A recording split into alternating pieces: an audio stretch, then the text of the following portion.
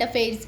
Recently CPI consumer price index में बहुत बड़ा जंप आया है कि वो 15 मंथ पीक पर चला गया है। यहाँ पर आप द इकोनॉमिक टाइम्स का आर्टिकल देखिए। Food price spike pushes India's retail inflation to near 15 month high of 7.44% in July. Food prices बहुत बढ़ गए हैं, डबल डिजिट हो गए हैं। तो हम यहाँ पर बहुत कुछ डिस्कस करेंगे, सो इस वीडियो को एंड तक जरूर देखिएगा। और आपने अभी तक हमारे चैनल को सब्सक्राइब नहीं किया है तो जरूर से सब्सक्राइब कर लीजिएगा, ताकि हमारे वीडियो की लेटेस्ट नोटिफिकेशन आप सभी को सबसे पहले मिल सके। मिनिस्ट्री ऑफ स्टेटिस्टिक्स ने रिसेंटली इन्फ्लेशन डेटा रिलीज किया है। पहले आरबीआई ये डेटा निकालता था, वो होलसेल प्राइस इंडेक्स पर डिपेंडेंट था, लेकिन काफी साल पहले गवर्नमेंट ने डिसीजन लिया कि अब होलसेल प्राइस इंडेक्स नहीं, जो सीपीआई है कंज्यूमर प्राइस इंडेक्स, जो रिटेल इन्फ्लेशन है उसके ऊपर डिसीजन लिया जाएगा। तो इंडिया का रिटेल इन्फ्लेशन एनुअल बेसिस पर जून महीने में 4.81% थी, जो जुलाई के महीने में बढ़कर 7.44% पहुंच गई है। एक बहुत बड़ा जंप आया है, अचानक से ये इतना हाई जंप आया है। आप यहाँ पर चार्ट देखिए, जब जंप आता है तो नॉर्मल आता रहता है, लेकिन ये उम्मीद से कहीं ज्यादा हाई है। पिछली बार देखो तो मई 2022 में ऐसा हुआ था।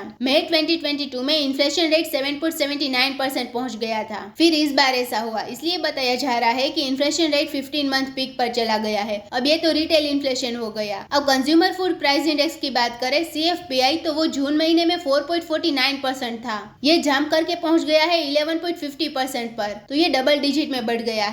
इन्फ्लेशन रेट रूरल एरियाज में 7.63% और अर्बन एरियाज में 7.20% रहा है। अब अचानक से इन्फ्लेशन रेट इतना क्यों बढ़ गया? तो सबसे पहला कारण है वेजिटेबल्स के प्राइसेस बहुत बढ़ गए हैं। हाल में टोमेटोज के प्राइसेस बहुत इंक्रीज हुए थे, 250 रुपीज पर केजी चला गया था। अभी तो थोड़े कम हुए हैं प्राइसेस, लेकिन ये इतने नॉर्मल भी नहीं हुए हैं। उसके अलावा पल्सेस, स्पाइसेस और सीरियल्स जैसे कुछ फूड आइटम्स है, उनके प्राइसेस भी बढ़ गए हैं। तो इन सभी फूड आइटम्स के कारण सीपीआई इन्फ्लेशन उम्मीद से कहीं ज्यादा बढ़ गई है, 15 मंथ हाई पहुंच गई है। अगर वेजिटेबल्स को हटा दे तो सीपीआई इन्फ्लेशन रेट 5.4% आएगा जुलाई 2023 का। फूड और बेवरेजेस को हटा दे तो यहाँ पर आपको इन्फ्लेशन कम हुआ है ऐसा दिखेगा। इसके अलावा कोर इन्फ्लेशन, अब कोर इन्फ्लेशन मतलब कि फूड एंड फ्यूल, ये अगर हटा दे तो आपको कोर इन्फ्लेशन मिलेगा। ये जुलाई 2023 में 20 मंथ लो 5.1% पर चला गया है। तो अब आपको पता चल गया होगा कि इन्फ्लेशन रेट बढ़ने का मेन रीजन है वेजिटेबल्स। अब मैं यहाँ पर बता दूं एक्सपेक्टेशन कितनी है। कई अलग अलग इकोनॉमिस्ट द्वारा अनुमान लगाया गया था कि वेजिटेबल्स के प्राइसेस बढ़ने के कारण जुलाई में इन्फ्लेशन रेट 6.50% होगी। तो जितनी एक्सपेक्टेशन थी उससे कहीं ज्यादा बढ़ गया है इन्फ्लेशन रेट। फूड के प्राइसेस जो इन्फ्लेशन रेट है उसका आधा हिस्सा तो वही है।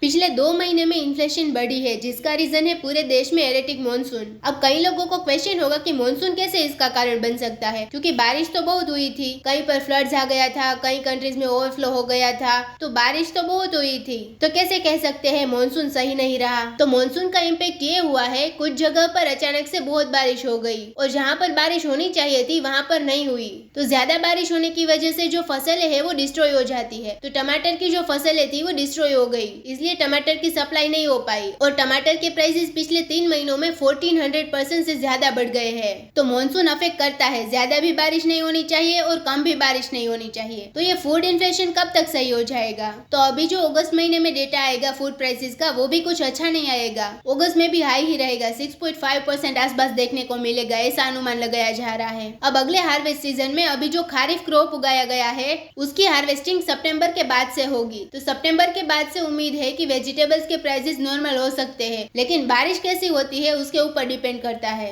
इस सब का इम्पैक्ट आरबीआई के डिसीजन पर पड़ेगा। जो मॉनिटरी पॉलिसी कमेटी होती है एमपीसी, ये मिलकर डिसाइड करती है कि रेपो रेट कितना होने वाला है। अभी कुछ दिन पहले ही आरबीआई द्वारा अनाउंस किया गया था कि रेपो रेट में कोई बदलाव नहीं आएगा। इस समय रेपो रेट है 6.5%। आरबीआई ने कहा कि अभी देखना होगा वेजिटेबल्स के प्राइसेस किस तरफ मूव कर रहे हैं, क्योंकि वेजिटेबल्स की वजह से ही इन्फ्लेशन आया है। तो यहाँ पर आरबीआई को उम्मीद है कि वेजिटेबल्स के प्राइसेस पुल डाउन होंगे। तो आरबीआई ने रेपो रेट बढ़ाया नहीं है, क्योंकि अगर रेपो रेट बढ़ता है तो ये हमारे जीडीपी के ऊपर इम्पैक्ट करता है। तो अभी आरबीआई ने रेपो रेट बढ़ाया नहीं है, लेकिन अगर इन्फ्लेशन बढ़ता गया तो हो सकता है अगले मॉनिटरी पॉलिसी कमेटी में रेपो रेट बढ़ाया जाए।